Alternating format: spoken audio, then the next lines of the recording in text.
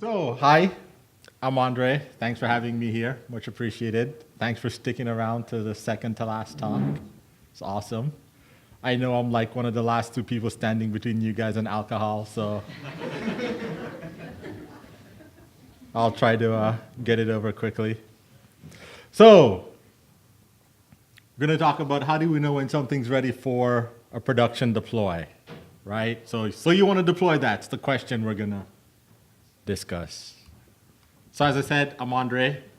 I'm a systems engineer at Think Through Learning. I work with Tim. I also work with Machuga. I like cats. I like lasers. I like cats with lasers. That's awesome. Hecklers will be fed to the laser cats. So that's you, Jake. Yeah. So back to the topic at hand. So you want to deploy that. Yeah, right. So that's what every good ops engineer says to anything new, right? No, I'm not going to put that code out there. No, I'm not going to put that library out there. No, that's too new. Change bad, right? But have you guys ever had that experience? Like, raise your hands, right? Yeah? All right. So we're in like good company here. How did you get over it? What'd you do? Do you have a strategy or do you just kind of... All right, that works. That's one way, right? But really, that's like kind of like the wrong attitude, right? What we really need to do is have a conversation about goals and expectations, right? So how do you vet new software packages? How do you vet a new tool? How do you vet anything new that goes into production, right? Do you have any kind of vetting criteria? Does anybody know what the criteria is? Is it written down? And back to the original question is, have you ever said no to something going into production for whatever reason? And also, have you ever had to roll back because something new that was introduced, right? Yeah? Wow, so a lot of you haven't rolled back. You guys must be deploying perfect stuff every time. That's awesome. All right? So those are some of the questions, some of the things we're going to talk about. So on to expectations, right? So what's expected of production system? Your production environment should be stable with known performance characteristics and limitations. If I ask you how far it's going to scale, you should have some way of identifying it. You should be able to tell me some kind of limits or give me a good estimate. If I ask how do you judge what impact something will have on your production environment, you should be able to tell me or have some kind of method to evaluate. I don't know is really the wrong answer. I don't know leads to this, right? And hopefully you're at a place hopefully you're lucky enough to be at a place where both teams are held equally responsible for the failures. And it's not just an ops failure or a dev failure, but it's really the combined failure of everybody why something like this happens, right? So on to expectations. Expectation number one, availability, right? We all know what this is, right? How much of a given time period is the system available for use? It has to be some number, right? 80%, 90%, 99.9999%. But you have to pick a number that's right for you and right for your business and something that you and your team can really stand behind, right? And that's appropriate for the business. It might not be zero, it might not be 100%, but it's probably going to be as close to 100% as practically and financially possible.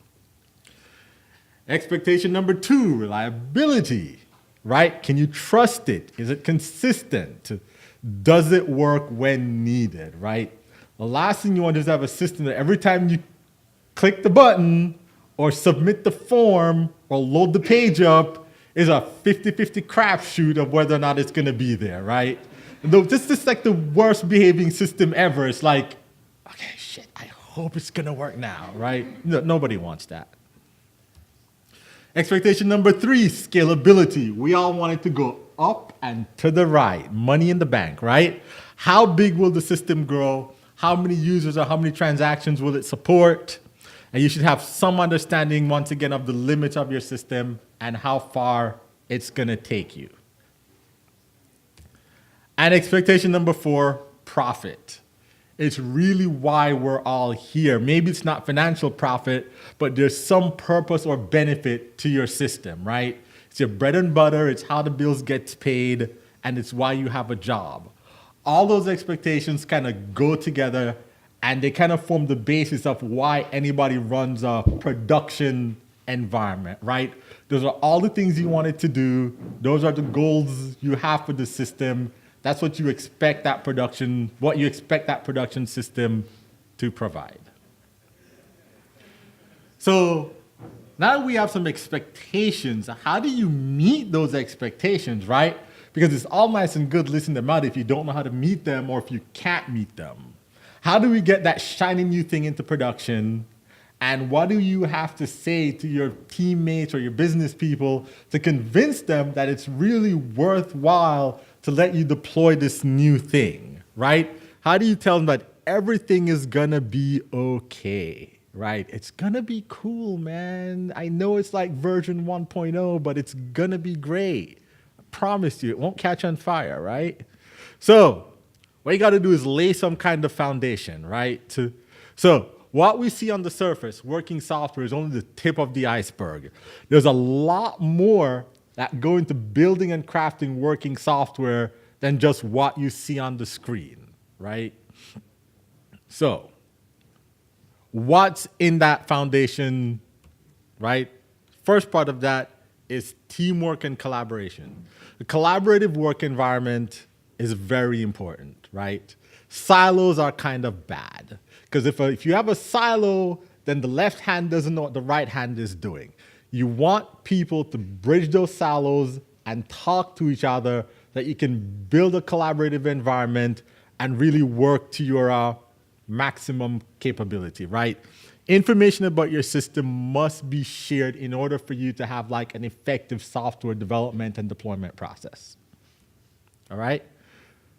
Let's talk some about maturity and what's appropriate maturity, right? Maturity takes time, right?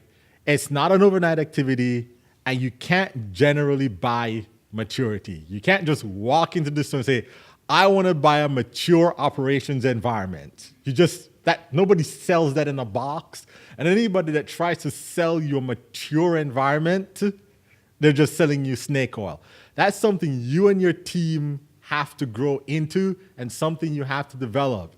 You could buy the fanciest thing off the planet. It's just a thing if you don't know how to use it and you can't really run it with your team, right? The less mature your software, in my opinion, the more mature operations you should have. And the more mature, and if your team's very mature, you can afford to be more risky, right? So in like the words of, I think it's Facebook, they want to move fast and break things. They can only do that because they have a mature team, right? So if your team isn't the Facebook level of maturity, you won't be able to move as fast as they can, but you'll be able to move at some speed that's appropriate for your team. So where do you want to live on that maturity scale, right? We love to live. Does anybody know what this is? Anybody? Machuga.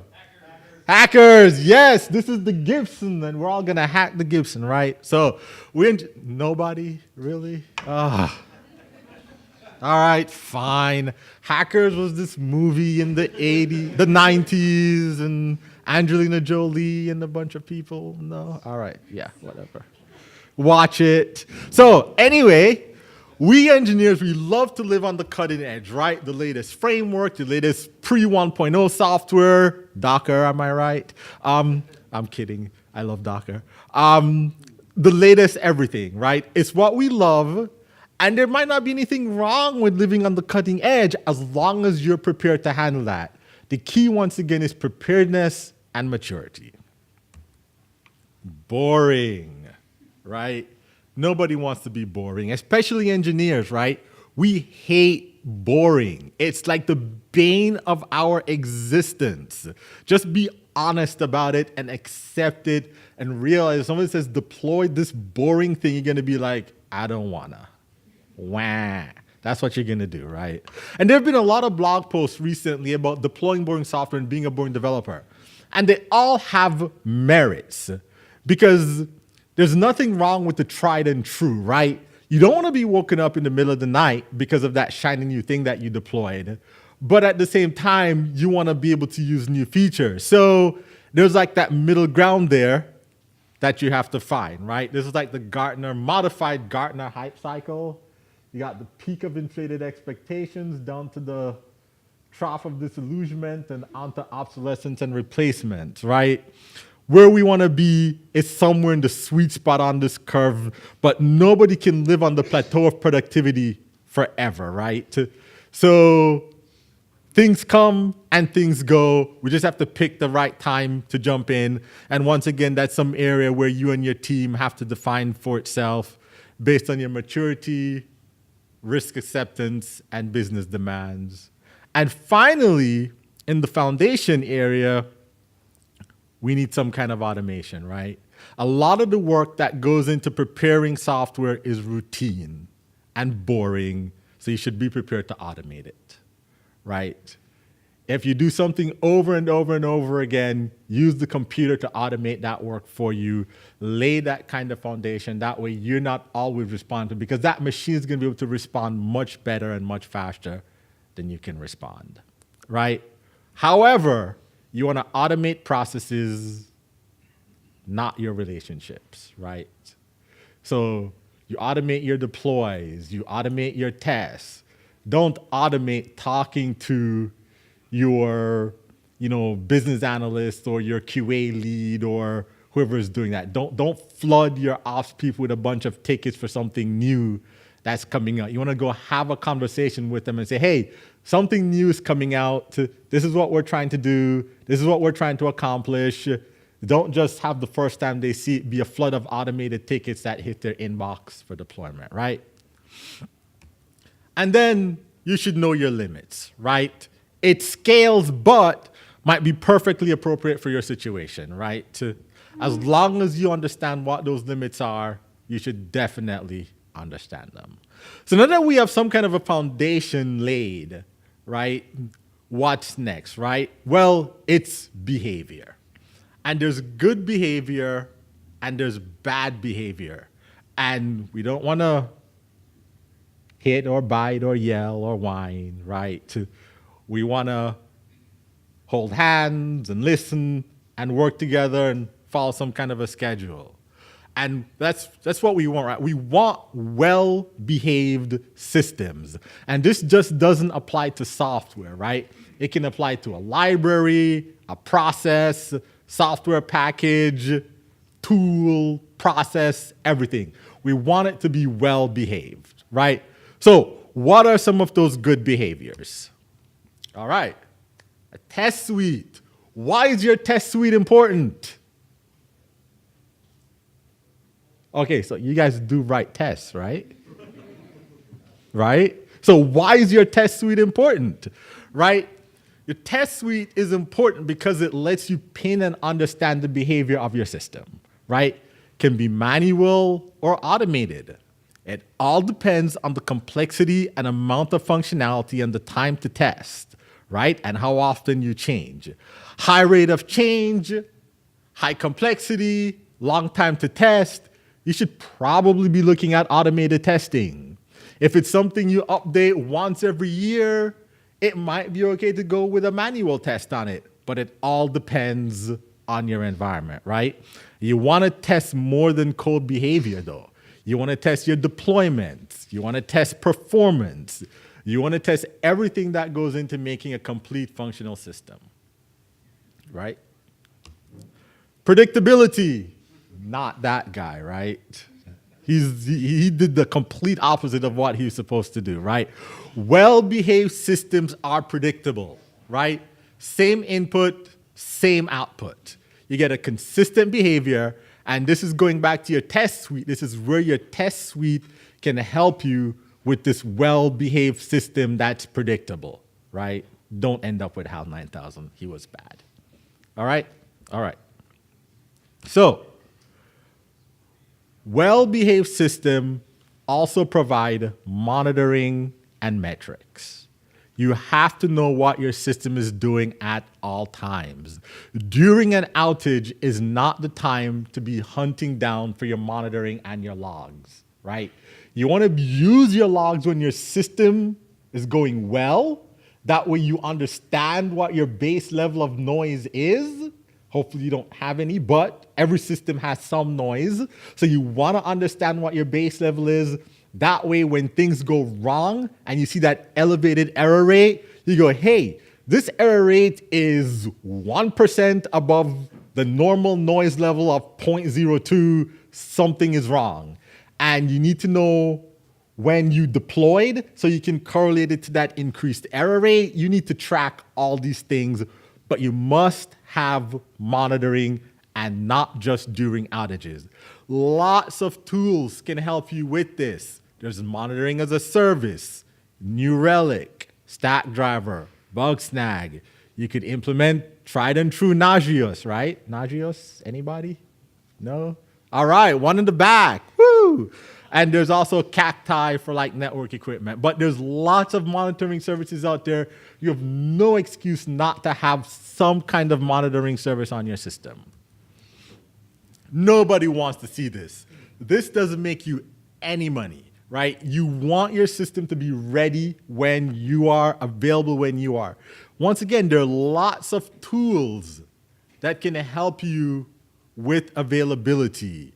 There's like Supervisor, Upstart, load balancers, and the list goes on and on and on and on, right? You want to have some kind of self-healing built into your platform or your system. If it crashes, it shouldn't take everything offline, right? That's why we have, once again, like load balancers. If it crashes, it should restart itself. Supervisor.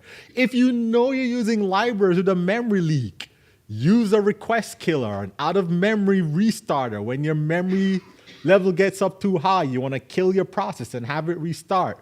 Use these tools. Build them into your platform and your software, right?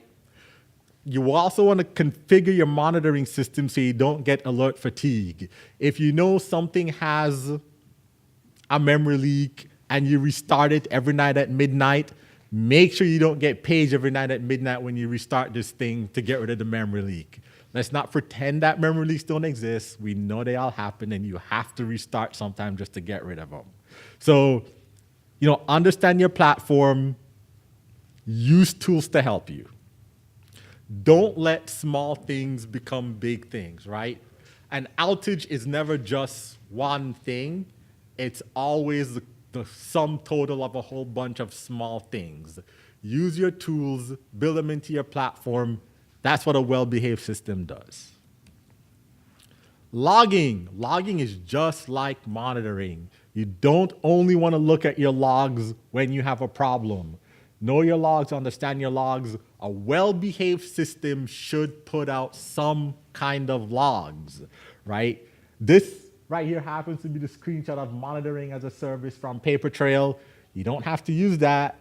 You could use whatever you want, but you should have some kind of log drain on your system so you can go and look at all the logs that it spits out. And once again, you should spend time configuring the login output of your system so that you only get useful and relevant information for your output.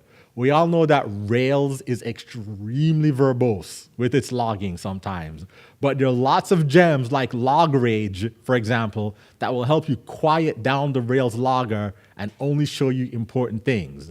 And also, make sure you're logging the right things, right? Spit out a new application out there. Are you logging your client IP addresses by default? No, but maybe you do need to log client IPs. Look at your logs when your system is running and run the exercise in your head. If something goes bad, am I getting the information I need from my logs to debug this system, right? So, well-behaved systems produce logs, and the logs are properly configured to provide useful information. Unfortunately, some organizations must have somebody to blame when things go wrong.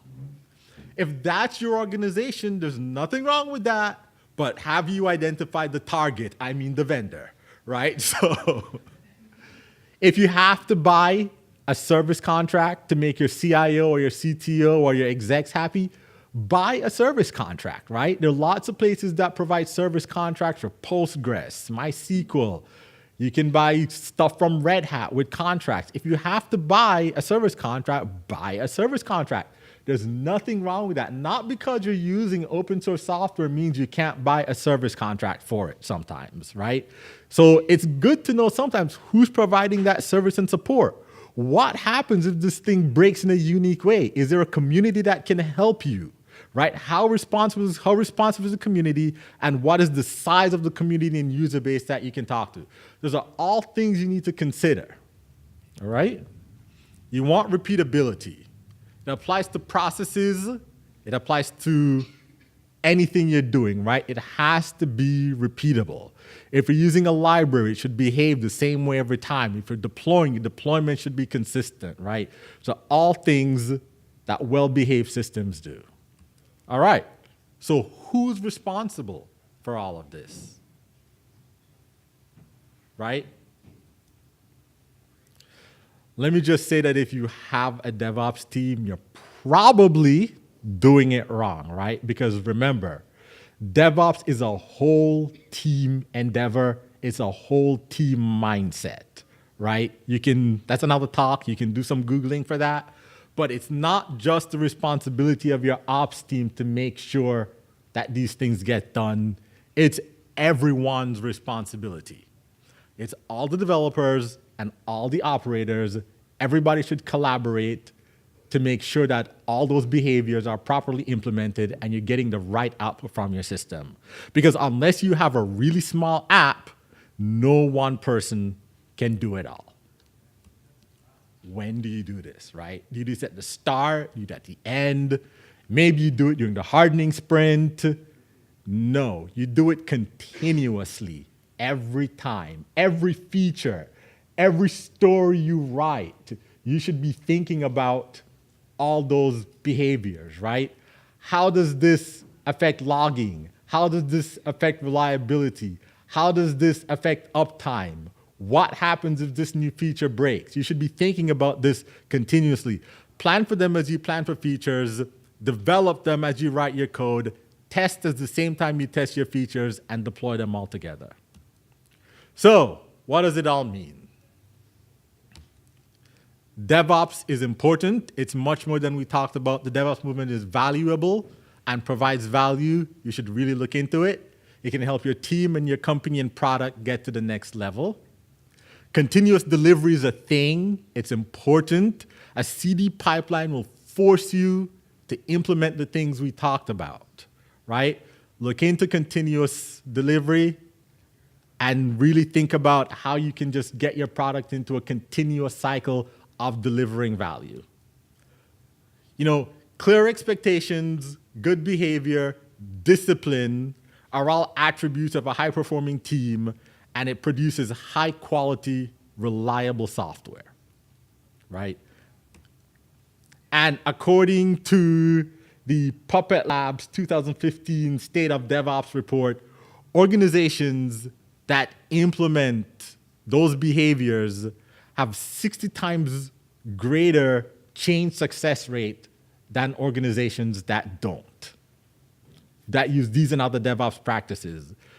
This is from the 2014 State of DevOps report. You're 2 times more likely to exceed profitability, market share, and productivity goals, and you have a 50% higher market cap growth over 3 years. Those should be reason enough, right? Profit, right? Those should just be reason enough why you want to think about how the systems and software and libraries and processes you deploy, why they should be well behaved, why they should follow, good DevOps principles, and why you really want to make sure you have clear expectations for what you want of them, and you have a way to meet all those expectations. Thank you.